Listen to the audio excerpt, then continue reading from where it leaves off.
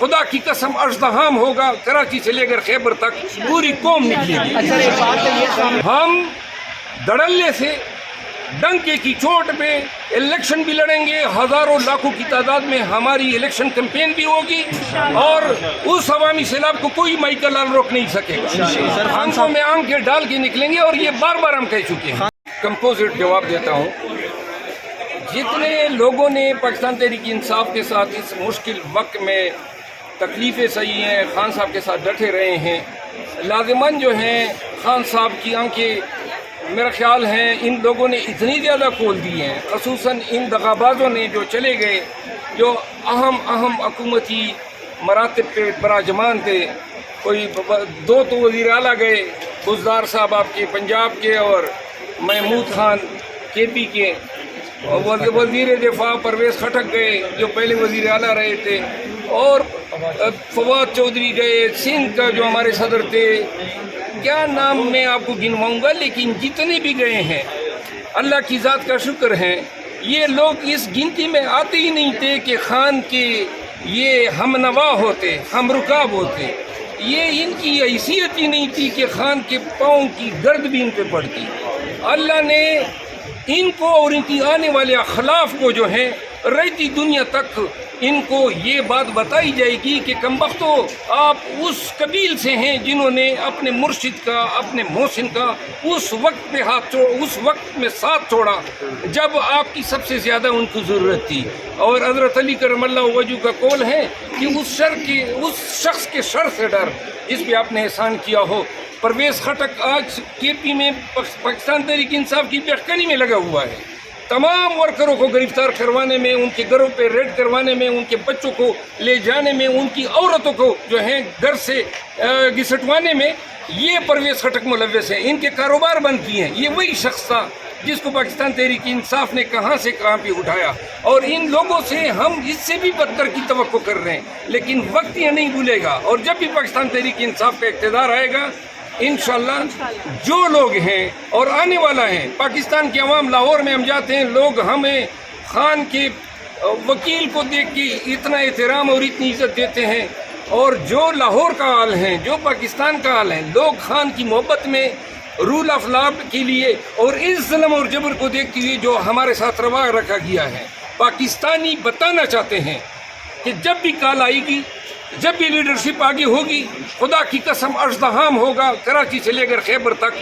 پوری قوم نکلے گی۔ اچھا، ایک بات یہ سامنے آئی ہے کہ نوجوان جو وکلا ہیں ان کو ٹکٹ دیے جا سکتے ہیں، تو ایسی اس میں کوئی حقیقت ہے، یہ کوئی اسٹریٹجی یہ ہو سکتی ہے نوجوان وکلا کو ٹکٹ دیے جائیں گے الیکشن میں؟ دیکھیں،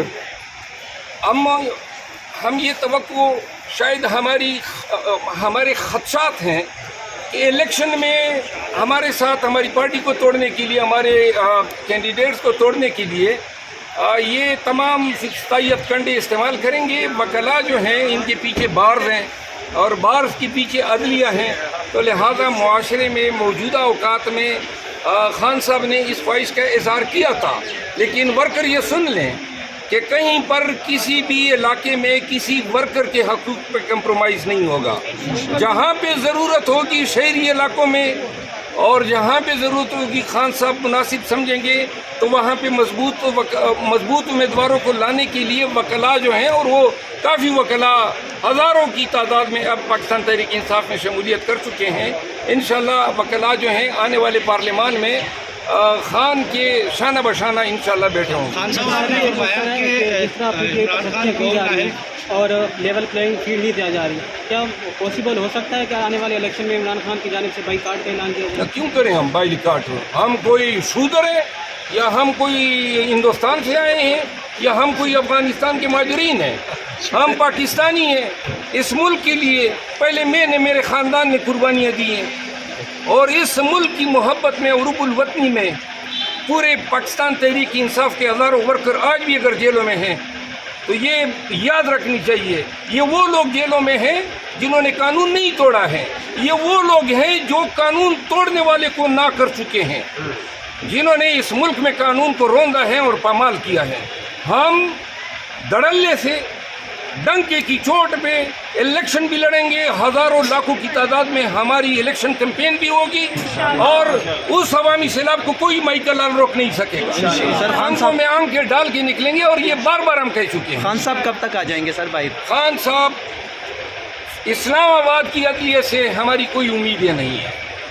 हम वहाँ पे बार बार मैं कह चुका हूँ कि कौन से हथकंडे और तरीके इस्तेमाल हो रहे हैं, लेकिन आने वाले आयाम में हम देख रहे हैं, हम चाहते हैं ये हमें कोई रिलीफ न दे।